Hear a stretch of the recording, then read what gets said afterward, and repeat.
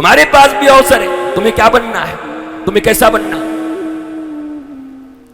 इसलिए भारत की गरिमा उसी में है मेरी मां। छोटे छोटे चीज तुम्हारे जीवन को बदल देंगे, तुम्हारे परिवार के जीवन को बदल देंगे। फिर बाद में उन्हें मंदिरों में ले जाकर के, बाबाओं के पास ले जाकर के, लोगों के पास ले जाकर के, ठगों के पास ले जाकर के, ये झड़वा के वो करके तुम्हें जरूरत नहीं पड़ेगी, क्योंकि बचपन में दिया गया संस्कार बेटे के भीतर से भक्ति का प्रकाश लेकर के आएगा, जो सिर्फ अपने ही परिवार नहीं, समाज, राज्य, देश के साथ पूरी दुनिया में अपना नाम रोशन करते हुए तुम्हारे गर्भ को धन्य कर देगा। लोग तुम्हें याद रखेंगे कि इस मां के गर्भ से ये बच्चा पैदा हुआ था। जैसे ध्रुव पैदा हुए थे सुनीति के गर्भ से, ये सबको ही याद रखता है। सुनीति ने क्या कहा जब ध्रुव ने आके रोते हुए कहा, मुझे अरे रो मत, चुप रह। क्या कहा तेरी सौतेली माँ ने?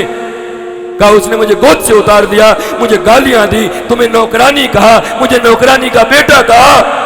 बोला और कुछ कहा? बोला उसने कहा जा भगवान की भक्ति कर, भगवान आएंगे तुमसे वरदान मांगना। बोला रोता काहे को? एक मैं तेरी मां हूं जो आज तक, देख तेरी सौतेली मां ने कैसे कहा ये महत्वपूर्ण नहीं है, क्या कहा ये महत्वपूर्ण है। ध्यान दो, पीछे तक बैठे हुए लोगों, खड़े हुए लोगों ध्यान दो, क्या कहा ये महत्वपूर्ण नहीं है, क्या कहा ये महत्वपूर्ण है, कैसे कहा ये महत्वपूर्ण नहीं है।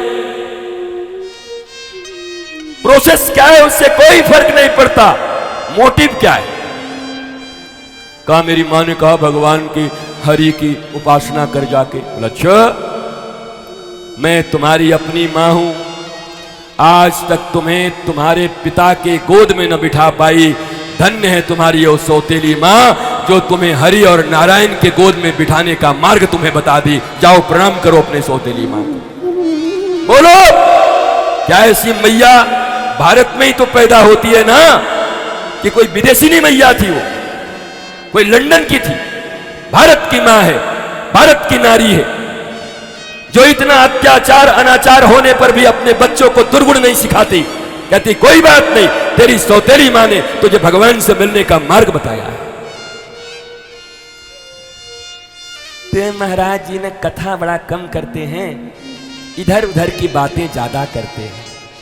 तो ध्रुव की कथा सुनते सुनते तो तुम ध्रुव हो गए, अटल हो गए ऐसे, पर तुम्हारा स्वभाव बदल नहीं रहा है। अभी भी अगर जेठानी देवरानी की बात आ जाए तो जिंदाबाद मुर्दाबाद कर दोगी, सास बहू में जिंदाबाद मुर्दाबाद कर दोगी। ध्रुव वाला कथा छूट गया महाराज जी आपसे। हाँ माता, तू बताई नहीं इसीलिए छूट गया था, तेरा ज्ञान कम रह गया था मेरे पास, इसीलिए छूट गया था। ध्रुव की कथा सुनेंगे पर सुनीति नहीं बनेंगे। अरे ध्रुव पहले आया जगत में कि पहले सुनीति आई? पहले मां आई कि पहले बेटा आया? तो जब सुनीति बनोगी नहीं तो ध्रुव का कथा सुन के क्या करोगी? ध्रुव की कथा से ज्यादा जरूरी कथा सुनीति की है। सुनीति के ज्ञान अगर प्रत्येक मैया के भीतर में आ जाए तो पिता भी विरोधी रहे, घर के लोग भी विरोधी रहे, लेकिन उसके बाद भी ध्रुव जैसा बालक पैदा कर दोगे मेरी मां, ध्रुव जैसा संतान तुम्हारे पास आ जाएगा। हमारी व्यासपीठ इसी बात का प्रयत्न कर रही है लगातार कि तुम्हारे यहां पिता असुर होने के बाद भी प्रहलाद जैसा भक्त आ जाए। पिता अनीतिकार और माता सौतेली गाली देने वाली, फिर भी अगर मां अच्छी सुनीति है तो ध्रुव जैसा बालक तुम्हारे घर में आ जाए।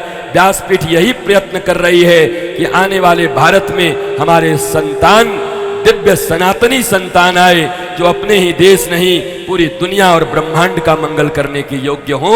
और यह श्रीमद् भागवत की कथा से ही संभव है। भागवत की कथा भारत की कथा है।